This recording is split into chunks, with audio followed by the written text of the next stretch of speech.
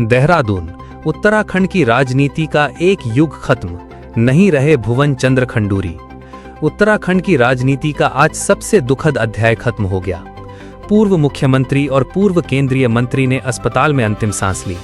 91 साल की उम्र में उनका निधन सिर्फ एक नेता की विदाई नहीं, बल्कि उस दौर का अंत माना जा रहा है जहां राजनीति में ईमानदारी, अनुशासन और सादगी की मिसालें जिंदा थीं।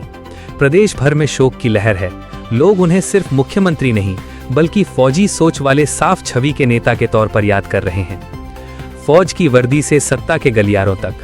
1 अक्टूबर 1934 में जन्मे खंडूरी ने अपना जीवन देश सेवा को समर्पित किया।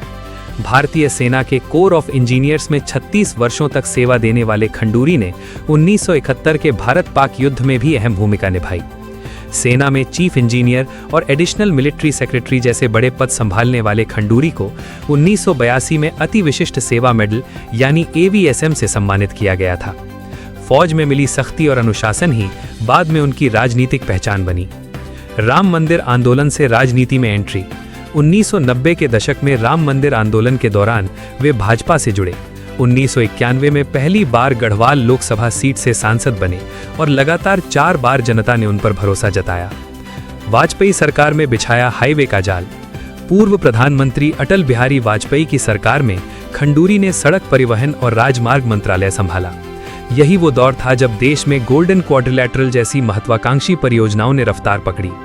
आज देश जिन चौड़ी सड़कों और हाईवेज पर दौड़ रहा है, उसकी बुनियाद में खंडूरी का विजन और फौजी अनुशासन साफ दिखाई देता है।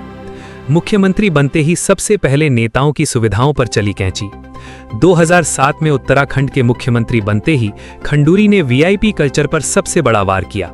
नेताओं और अफसरों की सुरक्षा घटाई, विदेश यात्राओं के खर्चों में कटौती की और सरकारी फिजूल खर्ची पर सख्त लगाम लगाई। उनकी कार्यशैली अलग थी, फैसले सीधे, भाषा बेबाक और छवि बेदाग। यही वजह रही कि विरोधी भी उनके ईमानदार व्यक्तित्व के कायल थे।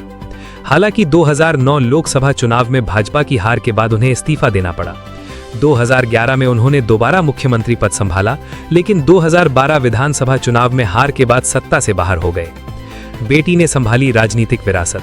उत्तराखंड विधानसभा अध्यक्ष उनकी बेटी हैं।